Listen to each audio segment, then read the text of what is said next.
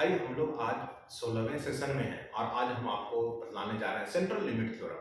Central limit theorem आपको probability और statistics में बहुत ही इंपॉर्टेंट कड़ी है। अब ये कैसे है, सबसे पहले इसके बारे में एक बेसिक आइडिया रखिए। स्टैटिस्टिक्स आपका दो पार्ट्स में होता है। स्टैटिस्टिक्स में क्या है, एक डिस्क्रिप्टिव स्टैटिस्टिक्स कहते हैं और एक इन्फ्लुएंशियल स्टैटिस्टिक्स होता है। अब जो स्टैटिस्टिक्स को अगर आप बेसिक समझना चाहते हैं तो हम लोग कहते हैं कि जब न्यूमेरिकल डेटा का कलेक्शन, इंटरप्रिटेशन मतलब परसेंटेज कलेक्शन, परसेंटेशन, एनालिसिस और इंटरप्रिटेशन, ये जब चार सेक्शंस हम लोग को यूज किया जाता है तो उसको हम लोग स्टैटिस्टिक्स कहते हैं। और जो स्टैटिस्टिक्स आप देखते हो, पढ़ते हो, उसका दो सेक्शन है, एक डिस्क्रिप्टिव स्टैटिस्टिक्स और एक इन्फ्लुएंशियल स्टैटिस्टिक्स। अब डिस्क्रिप्टिव स्टैटिस्टिक्स में हम लोग यूज क्या करते हैं, यहां डेटा का सेंट्रल वैल्यू हम समझना चाहते हैं कि जो भी आपका डेटा है उसका सेंट्रल वैल्यू क्या है।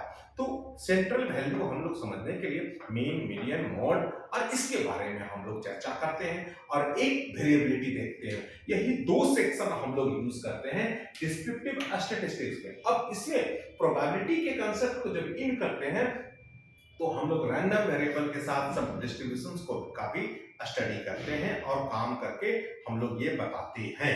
लेकिन जब हम लोग इन्फ्लुएंशियल स्टैटिस्टिक्स पढ़ते हैं तो ये सबसे ज्यादा कहां यूज किया जाता है कि कोई भी एक पॉपुलेशन है।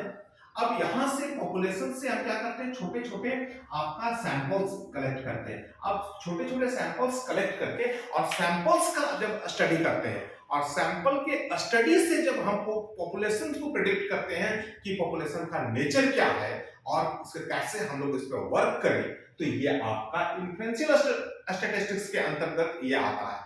और इसका बहुत ही ब्रॉड यूज है अभी के समय में, आपका हर सेक्शन में यूज जाता है। जहां भी आप रिसर्च नाम लीजिए और बिना इन्फ्लुएंशियल स्टैटिस्टिक्स का आप नहीं कर सकते, मतलब आप स्टैटिस्टिक्स के बिना काम कर ही नहीं सकते हैं। अब जब से सेंट्रल लिमिट थ्योरम का कंसेप्ट आया तो यहां क्या हुआ, जितने भी डिस्ट्रीब्यूशंस थे, अब सारे डिस्ट्रीब्यूशंस को जब लेंगे और जब आपका आप जब लेंगे और उसका जो साइज है आपका बड़ा होते जाएगा, तो ये सेंट्रल लिमिट थ्योरम बताता है कि उसको कन्वर्ट करने में किसे मदद करता है, नॉर्मल डिस्ट्रीब्यूशन में आपको कन्वर्ट करने में मदद करता है। तो सेंट्रल लिमिट थ्योरम को देखते हैं और फिर हम नीचे के एस्पेक्ट को आएंगे और चर्चा करते हैं। अब देखिए सेंट्रल लिमिट थ्योरम जब डिफाइन किया गया तो क्या है, if xi be independent random variable, मतलब यहां आपको x1, x2, x3, xn ये क्या है, इंडिपेंडेंट रैंडम वेरिएबल है, such that expectation of xi is equal to mu I and variation of xi is equal to a small sigma I square। ये basic हमने data का ले लिया। अब जब ये लिए थे किसका, डिस्क्रिप्टिव स्टैटिस्टिक्स का आपको चर्चा करनी है, सच दैट लेकर के यहां मीन और यहां वेरिएशन। अब मीन किसका पार्ट हुआ, सेंट्रल टेंडेंसी बता रहा है, वेरिएबिलिटी आपको बता रहा है डिस्क्रिप्टिव, ये डिस्क्रिप्टिव स्टैटिस्टिक्स के अंतर्गत आया अंडर सर्टेन जनरल कंडीशन। अभी क्या हुआ कि इसमें जनरल कंडीशंस लिए। अब जनरल कंडीशंस क्या हुआ, यहां से इन्फ्लुएंशियल स्टैटिस्टिक्स में आपको इन कर रहा है। अब x1, x2, x3 जो xn की हम बात कर रहे थे, इस पूरे पॉपुलेशंस में ये आपका x1, ये x2, x3 और ये आपका xn, अब सबको जोड़ करके हमने SN बना दिया। अब हम जब प्रिडिक्ट करने की बात करते हैं पूरे पॉपुलेशंस का, तो ये पार्ट आपका इन्फ्लुएंशियल स्टैटिस्टिक्स हुआ। अब सबका जो आपका जब वैल्यू होगा x1 का, x2 का और x1 में अगर आपका n मोर देन 30 हो जाए, मोर देन 30 हो जाए, तो वो आपका बिहेव करेगा नॉर्मल कर्व की तरह।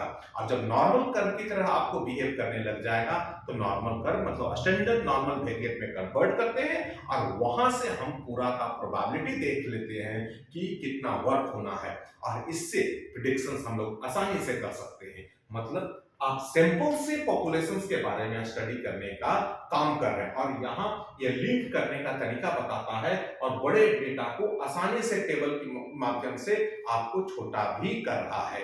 तो सेंट्रल लिमिट थ्योरम ये एक बहुत ही शानदार चीज है और ये बिना काम किए हम लोग स्टैट्स आपको कंप्लीट भी नहीं कर सकते।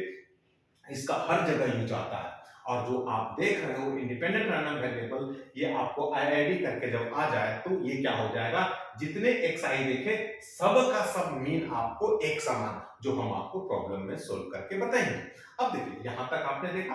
अब इसके बाद अब यहां देखिए एसिम्प्टोटिक नॉर्मल, मतलब यहां वेल सेट कर्व होगा, और वेल सेट कर्व होगा और एन कितना है यहाँ मोर देन 30, वो बहुत ही बड़ा बड़ा, मतलब आप जब थ्योरम में और अलग बुक पढ़िएगा तो वहां n ग्रेटर देन इनफिनाइट कह देता है। तो इनफिनाइट का सेंस ये समझिएगा स्टैटिस्टिक्स में कि n इज वेरी लार्ज, ठीक है, ये इनफिनाइट नहीं। इनफिनाइट क्या होता है, इनफिनाइट कोई नंबर नहीं है, इनफिनाइट एक सिचुएशन है कि बहुत बड़ा हो रहा है, वो स्टार्ट्स में हम लोग देखते हैं। तो अब देखिए इस दोनों को कितना सुंदर तरीके से यूज करके ये बनाया गया है। अब यहाँ नॉर्मल का मीन देख लिया आपने, फिर स्टैंडर्ड डेविएशन आपने देखा भाई नॉर्मल का। अब इससे की मदद से हम स्टैंडर्ड नॉर्मल वेरिएट में कन्वर्ट करेंगे, और स्टैंडर्ड नॉर्मल वेरिएट क्या होता है, x minus mu upon standard deviation. अब जब ये करते हैं तो नॉर्मल आपका वेरिएबल स्टैंडर्ड नॉर्मल वेरिएट में कन्वर्ट होता है, और स्टैंडर्ड नॉर्मल वेरिएट आपको अगर याद होगा तो हम इसको इस तरह से लिखते थे, और इसकी चार्ट की मदद से हम किसी भी प्रॉब्लम्स को आसानी से सॉल्व कर सकते हैं। तो ये सेंट्रल लिमिट थ्योरम बहुत ही इंपॉर्टेंट होने वाला है। अब इसका क्वेश्चंस आप देखकर समझ सकते हो, और पीजीटी में, ठीक है, ये क्वेश्चन सिर्फ पीजीटी ही नहीं, जब हमने कहा रिसर्च फील्ड्स में आप कोई भी स्टूडेंट बीबीए के बच्चे देख सकते हैं, बीए के बच्चे देख सकते हैं, और आप रिसर्च फील्ड में कोई काम कर रहे हैं तो वो भी आपको सेंट्रल लिमिट थ्योरम, ठीक है, सीख सकते हैं। उनको जानना बहुत जरूरी होता है, कैसे यूजेज होता है। हमने थोड़ा सा बेसिक आपको इसके बारे में चर्चा करने की कोशिश किया है। अब यहाँ देखिए, यहाँ हमने लिख करके बताया है कि 3 डिफरेंट कंपोनेंट, इसके जो कंपोनेंट होते हैं 3 अलग अलग कंपोनेंट। क्या क्या कंपोनेंट है, successive sampling from a population. अब यहाँ देखिए कि ये जो है successive sampling from a population, मतलब ये पॉपुलेशन से ही हम लोग आपका सैंपलिंग ले रहे हैं। अब सैंपलिंग बहुत तरह का होता है, तो सैंपलिंग, ठीक है, में हम लोग सेक्शंस में उस चीजों को सीख चुके होते हैं। अब यहाँ देखिए इंक्रीज सैंपल साइज। अब ये कहता है n का मान जितना बड़ा होगा उतना एक्यूरेट आपका नॉर्मल कर्व बनेगा, और उतना एक्यूरेट हम लोग आंसर की ओर जाएंगे। इसी के लिए इंक्रीज सैंपल साइज की बात करता है। हम लोग एक अपना रफ आइडिया रखते हैं कि n मोर देन 30 होना चाहिए। पॉपुलेशन डिस्ट्रीब्यूशन, अब यहां से हम लोग पॉपुलेशन डिस्ट्रीब्यूशन देख करके इसको डिस्ट्रीब्यूट करके हम आपको मान निकाल सकते हैं। अब हम लोग काम क्या करते हैं, अब इस पर आधारित 2 से 3 हम लोग एग्जाम्पल देखते हैं, और जिससे हम लोग को ये समझ में आएगा।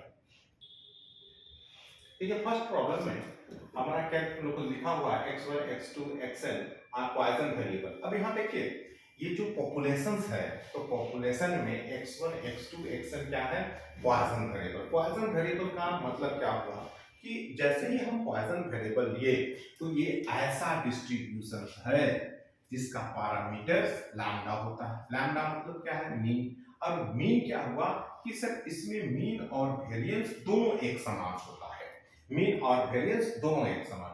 तो यहां हम लोगों को पॉइसन वेरिएबल के बारे में चर्चा कर दिया।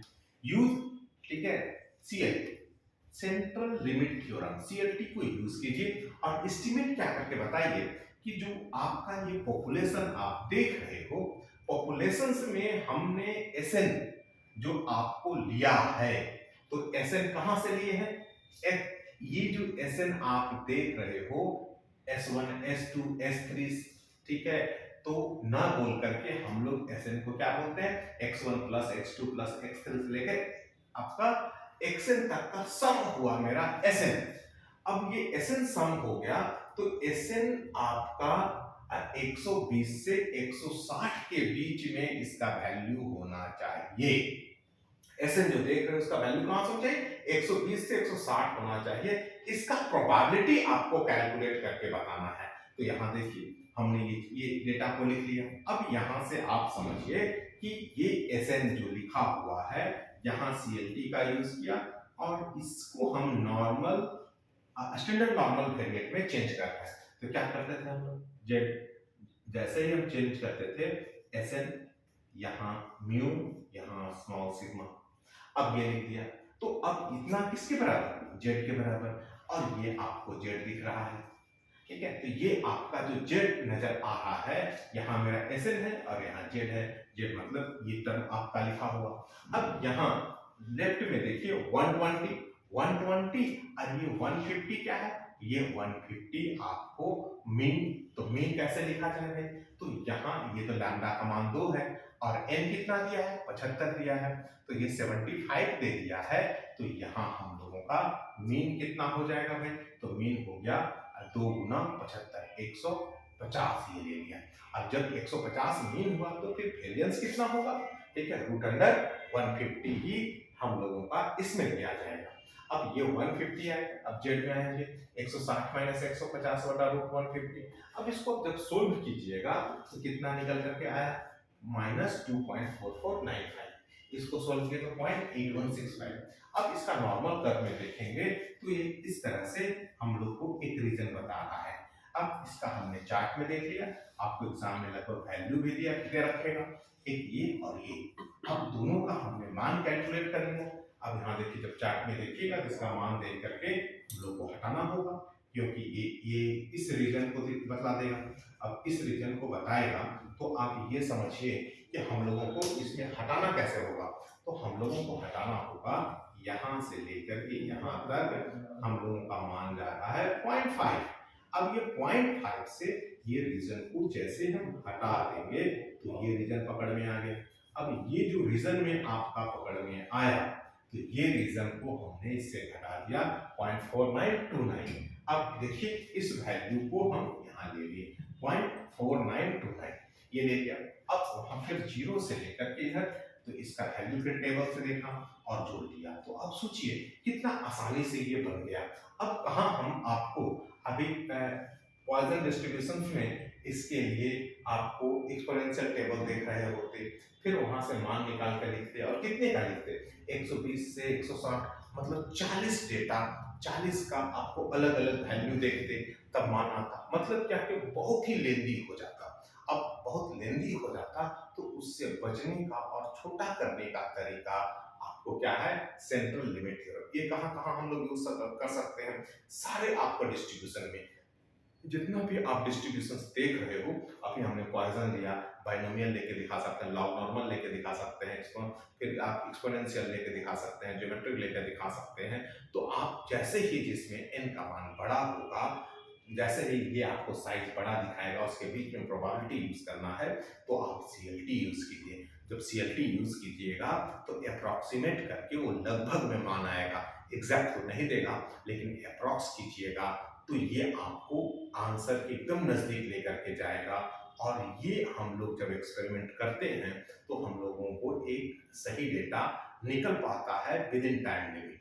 तो ये हम लोगों का बहुत ही अच्छा कंसेप्ट है। अब इस पर अगर आप लोग को लगे तो आप लोग इसमें नीचे कमेंट करके हमें बताएं कि और प्रॉब्लम्स की जरूरत है, तो हम लोग अलग अलग से प्रॉब्लम देख करके आपको, ठीक है, जैसे कि आपको गेट का, नेट का क्वेश्चंस भी सोल्व करेंगे। लेकिन आप लोग इच्छुक होंगे तभी हम लोग उसमें आगे बढ़ेंगे, और नहीं तो फिर हम अपने झारखंड पीजीटी का जो सिलेबस है उसको लेकर के कंटिन्यू आगे बढ़ते रहेंगे। तो अगर आप लोग इच्छुक होंगे तो बताएं, और इसे ज़्यादा से ज़्यादा लोगों तक पहुंचाने का आप कष्ट करें। सब्सक्राइब देखिए, राइट में आपको एक बटन दिखा होगा सब्सक्राइब, ठीक है, आप सब्सक्राइब कीजिए, इसे ज़्यादा से ज़्यादा लोगों के बीच में पहुंचाइए। और ठीक है, हमें ज़्यादा से ज़्यादा लोगों तक मुखातिब होने का एक आप लोग के पास सही माध्यम है, इससे जोड़ने की कृपा करें। चलिए, इसके लिए धन्यवाद।